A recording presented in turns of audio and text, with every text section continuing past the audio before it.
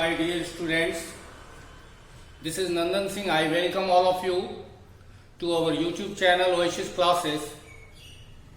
In the last class, I made you understand the story Bharat is my home. I am pretty sure that you would have understood the story properly. From today onward, there will be two different lectures in which you will know the objective question answers, short question answer and its summary. So today I am going to tell you something about the objective question answer and the short question answer. इससे पहले कि मैं class को शुरू करूं, मैं आपसे एक दो बातों के लिए रूबरू होना चाहूंगा। मैं आपको एक दो बातें बताना चाहूंगा। वो एक दो बातें ये हैं कि क्लास को जब मैं छोटा रख रहा हूं तो इसके पीछे का एक उद्देश्य है, और उद्देश्य केवल ये है कि आप इसे केवल कॉपी में ना उतारें। जैसे आज हम लोग ऑब्जेक्टिव और शॉर्ट क्वेश्चन आंसर पढ़ रहे हैं, तो हम लोगों का ये टारगेट होना चाहिए कि हर कीमत पर वो आज के आज वो तैयार हो जाना चाहिए। It becomes your homework and you might be remembering I had told you, and what did I tell you? I told you that you have to be ready for upcoming test. There will be a continuous test series in which I shall give you some questions and you have to answer those questions. So, for at least 2 or 3 lectures, you have to be patient. You have to understand each and every lecture properly. तो आज की class जब हम शुरू करेंगे, तो शुरू करने से पहले मैं आपसे एक बात कहना चाहूंगा, और वो बात ये है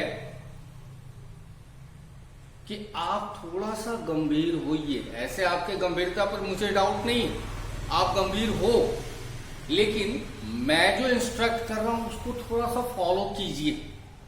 आपने पहले भी मेरे इंस्ट्रक्शंस को फॉलो किया, बेहतरीन रिजल्ट दिया, और मुझे पूरा भरोसा है, क्योंकि ये सारी बातें मैं इसलिए कह रहा हूं कि 12th आपके लिए पहली बार है, मेरे लिए पहली बार नहीं। I am far more experience than you. I understand better than you what is good and what is bad for you. So you will have to be little bit attentive, you will have to be little bit careful of whatever is being told. आपसे जो कहा जा रहा है उसको थोड़ा ध्यान से सुने और वीडियो को लास्ट तक देखें। अपनी दही को कोई खट्टा नहीं कहता, मैं भी नहीं कहने वाला, लेकिन आपको जज करना है खाने के बाद कि दही मीठी है, खट्टी है, क्या है, कैसा है। इसलिए अगर मैं ये कहूं कि लास्ट तक इसलिए सुनो कि तुम्हारे लिए ये बहुत बेहतर होने वाला है, तो ऐसा होगा कि अपनी बड़ाई स्वयं से कर लेना।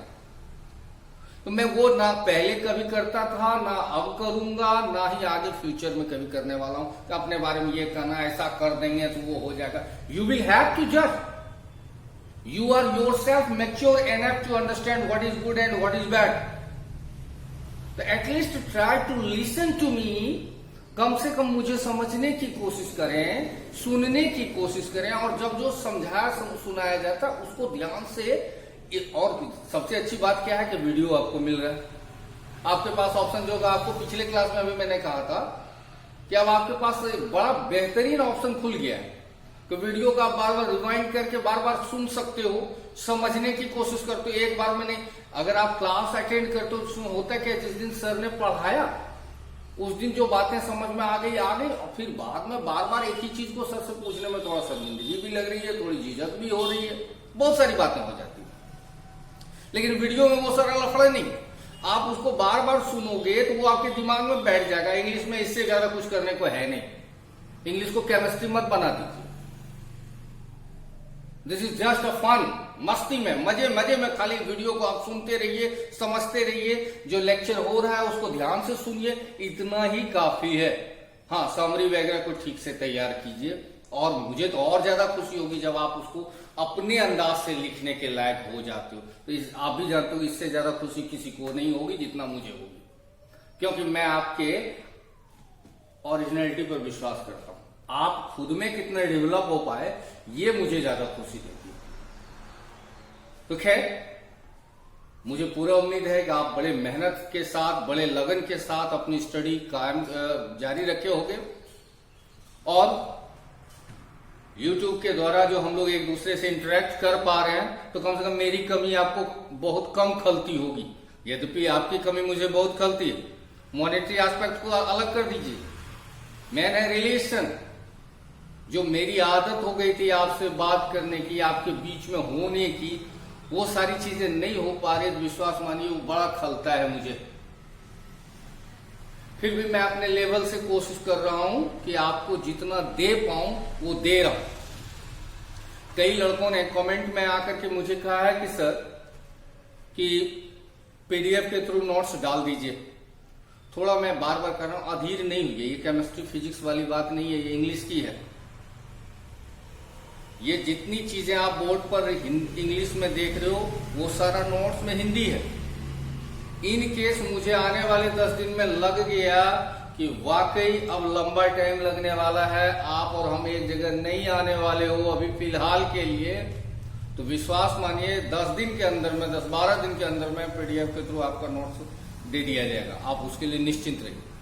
लेकिन मैं बार बार कह रहा हूं कि यही चीज जो इंग्लिश में लिखी है इसी का हिंदी, तो उसमें आप इसको तैयार तो कीजिए, उसमें क्या होगा, हिंदी मिल जाएगी तो आसान और आसान हो जाएगा।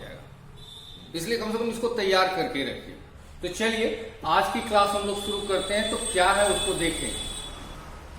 तो ऑब्जेक्टिव में हम लोग आते हैं। जैसा आप देख रहे हो कि 8 ऑब्जेक्टिव, और भी ऑब्जेक्टिव आ सकते हैं 2-3। तो जो पिछली लेक्चर जिन्होंने नहीं देखी, नहीं सुनी, वो जरूर अपने पिछले भारत इज माय होम का जो फर्स्ट लेक्चर है उसको सुने, देखें। तो बोर्ड में शुरू में ही जो जाकिर हुसैन है उनका इंट्रोडक्शन दिया हुआ है, परिचय दिया हुआ। तो उन्होंने वो कब पैदा हुए थे, कब उनकी मौत हुई थी, कब वो बिहार के गवर्नर बने थे, कब वो भारत के राष्ट्रपति बने थे, ये सारी चीजें, और लेक्चर में और बहुत सारी बातें आपको समझाई सिखाई गई है। तो वो एकदम मैंने इट बिकम्स क्रिस्टल क्लियर, ये एकदम आसान हो जाता है और आप आराम से उसको समझ सकते हो। तो चलिए आज ऑब्जेक्टिव में जो चीजें यहां है उसको समझते हैं। पहला क्वेश्चन है, what is the meaning of word erudition. Erudition शब्द का अर्थ क्या होता है। तो क्या होता है, तो यहां देखिए बोर्ड पर दिया हुआ है, ग्रेट नॉलेज। ग्रेट नॉलेज, विशाल ज्ञान, महान ज्ञान, बृहद ज्ञान, उसी को हम लोग क्या कहते हैं, इरुडेशन। अगला है, When did doctor Zakir Hussain deliver this speech. ये जो भाषण है भारत इज माय होम, आपको पता है कि ये कोई लेख या कहानी या उपन्यास का अंश नहीं है, ये एक भाषण का अंश है। और वो भाषण किसके द्वारा दिया गया, जाकिर हुसैन साहब के द्वारा। तो ये कब दिया उन्होंने ये भाषण, तो आपको जवाब क्या है, क्या लिखना, When he took oath। Oath मतलब होती है शपथ। When he took oath, जब उन्होंने शपथ लिया, किस चीज का, for the post of president. किस पद की शपथ ली, राष्ट्रपति पद की जब उन्होंने शपथ ली थी उस समय उन्होंने यह भाषण दिया था। अगला है, doctor Zakir Hussain was long associated with. Doctor Zakir Hussain was long associated with. Associated को हिंदी में हम लोग कहते हैं जुड़ा हुआ। तो डॉक्टर जाकिर हुसैन लंबे समय से किस चीज से जुड़े हुए थे, तो किस चीज से जुड़े हुए थे, स्टोरी में आपने सुना था, एजुकेशन, शिक्षा से जुड़े हुए थे। बहुत बड़े शिक्षाविद थे वो। तो अभी भी देखे होंगे बहुत सारे जाकिर हुसैन संस्थान है जो शिक्षा से जुड़ी हुई चीजें हैं, कंप्यूटर का या अन्य चीजों का। तो जाकिर हुसैन शिक्षाविद थे, शिक्षा से जुड़े हुए। According to doctor Zakir Hussain, power should be used for. According to Zakir Hussain, power should be used for. Zakir Hussain के अनुसार पावर को किन चीजों में यूज किया जाना चाहिए, सत्ता को, शक्ति को किन चीजों में यूज किया जाना चाहिए, तो किसके लिए, मोरल पर्पस, नैतिक उद्देश्य। याद होगा पिछले लेक्चर में मैंने आपको समझाया था कि जब आदमी शक्तिमान हो जाए तो अपने शक्ति का उसको दुरुपयोग नहीं करना चाहिए। सदुपयोग करना चाहिए, लाचारों की, निरीह लोगों की, कमजोर लोगों की सहायता करने में, अच्छे कार्यों में अपने शक्ति का सदुपयोग करना चाहिए। कभी भी किसी कमजोर को अपनी शक्ति के द्वारा दबाना सताना नहीं चाहिए, ये गलत चीज है। अगला है, according to doctor Zakir Hussain, dash is the prime instrument of nation building. According to की हिंदी आप जानते हो, के अनुसार। तो फिर से देखें, according to doctor Zakir Hussain, doctor Zakir Hussain के अनुसार, dash is the prime instrument of nation building. Instrument को हिंदी में हम लोग कहते हैं औजार, और प्राइम मतलब प्राथमिक। तो जाकिर हुसैन साहब के अनुसार वो कौन सी चीज है जो नेशन बिल्डिंग यानी राष्ट्र निर्माण का जो प्राथमिक औजार होता है, यानी जिससे मूल औजार है, जिससे कि राष्ट्र का क्या किया जाता है, निर्माण किया जाता है, तो वो क्या चीज है? तो वो चीज है क्या?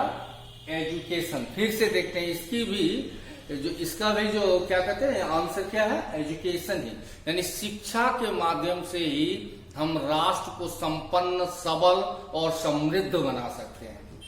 अगला है, doctor Zakir Hussain took oath of loyalty to the dash of India.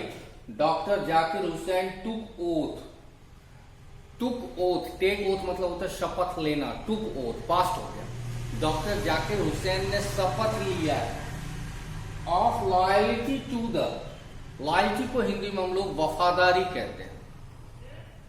तो डॉक्टर जाकिर हुसैन ने किसके प्रति वफादारी की शपथ ली है? तो कॉन्स्टिट्यूशन ऑफ इंडिया। कॉन्स्टिट्यूशन को हिंदी में संविधान कहा जाता है। तो भारत के संविधान के प्रति उन्होंने जो वफादारी थी उनमें उसकी शपथ ली है इसमें। अगला है, according to doctor Zakir Hussain the past is not dash. According to doctor Zakir Hussain the past is not dash. Doctor Zakir Hussain के हिसाब से पास्ट क्या नहीं है, यानी भूतकाल, अतीत क्या नहीं है। तो क्या नहीं है वो देखते हैं, डेड एंड स्टैटिक, मरा हुआ और स्थिर नहीं है, जड़वत नहीं है।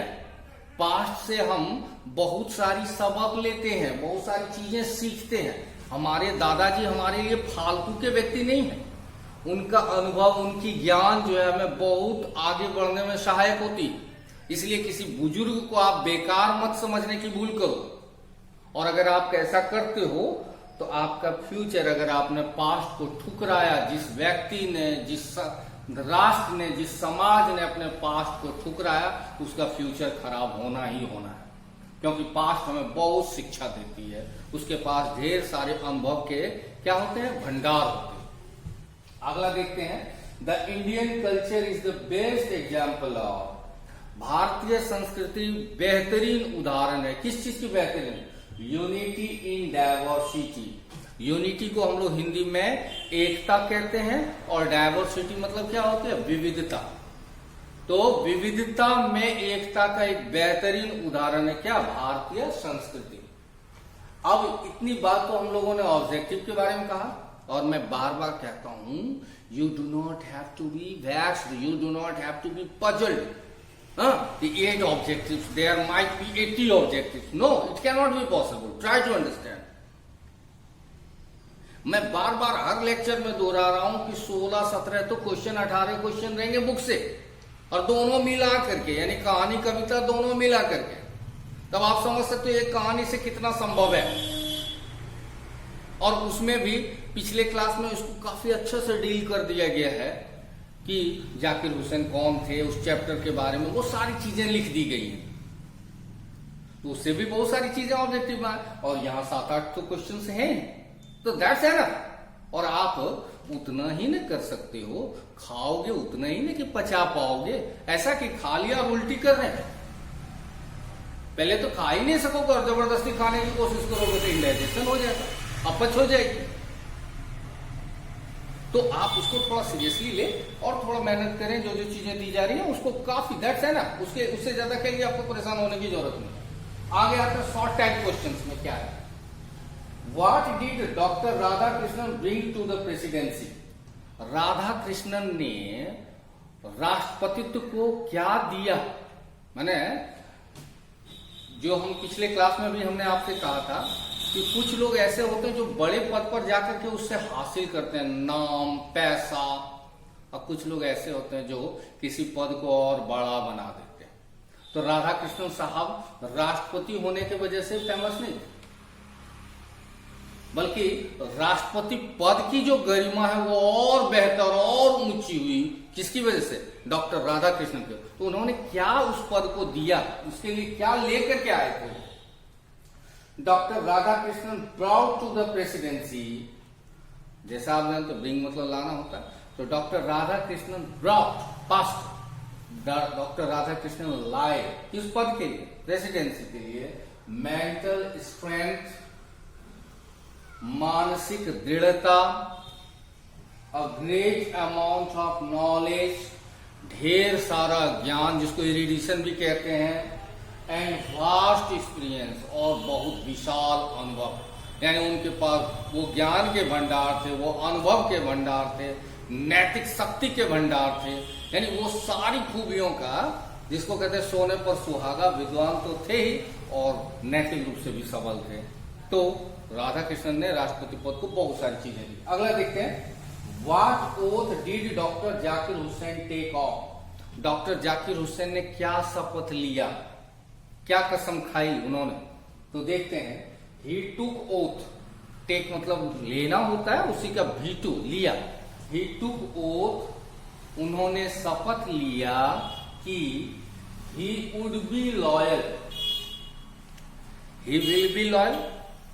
लेकिन नरेशन में आपने पढ़ा है कि अगर पहला हिस्सा पास्ट में हो तो दूसरे हिस्से को भी पास्ट रूप में करना होता है। तो चूंकि इधर आपने क्या लिखा, ही टुक ओथ, पास्ट में उन्होंने शपथ लिया, इसलिए ही विल बी लॉयल ना होकर के विल का ही पास्ट रूप क्या होगा? वुड। तो ही वुड बी लॉयल, उन्होंने शपथ लिया कि वो वफादार रहेंगे। किसके प्रति वफादार रहेंगे? To the constitution of India. किसके प्रति वफादार रहेंगे? भारत के संविधान के प्रति। और ही वुड रिस्पेक्ट, वो सम्मान देंगे। किस चीज को सम्मान? He would respect and value, वो सम्मान और महत्व देंगे the culture and tradition of India. किसको सम्मान और महत्व देंगे? भारत की संस्कृति, भारत की परंपरा को। अगला क्वेश्चन है, what is the business of education? शिक्षा का व्यापार क्या है? शिक्षा को जब ग्रहण करते हैं हम, तो शिक्षा हमें क्या देती है? शिक्षा से एज ए नेशन हम क्या पाते हैं? राष्ट्र के रूप में हमको क्या मिलता है? तो देखते हैं, the business of education is constant renewal of national culture and character. The business of education, शिक्षा का व्यापार वो है जिससे किसी राष्ट्र का constant renewal of national culture and character, जिससे किसी राष्ट्र की जो राष्ट्रीय संस्कृति है और चरित्र है वो लगातार रिन्यू होते रहते। रिन्यू मतलब उसका नवीकरण होते रहता है एजुकेशन की वजह से। शिक्षा की वजह से ही हमने अपने संस्कृति में कई सुधार किया। शिक्षा साबुन का काम करता है जो गंदगी को दूर करती है। आपको भी मालूम है कि हमारे यहाँ सती प्रथा, जाति प्रथा, बहुत सारी प्रथाएं थी, कुछ तो खत्म हो गई, कुछ खत्म होने के कगार पर ही है। और इन सब के खात्मे में जो सबसे बड़ा हथियार हमने अपनाया वो क्या थे? शिक्षा। शिक्षा ने हमें जागरूकता दी और हमने धीरे धीरे करके ये सारे गंदगियों को क्या किया? दूर कर दिया। अब हम इसके आगे का क्वेश्चन देखते हैं।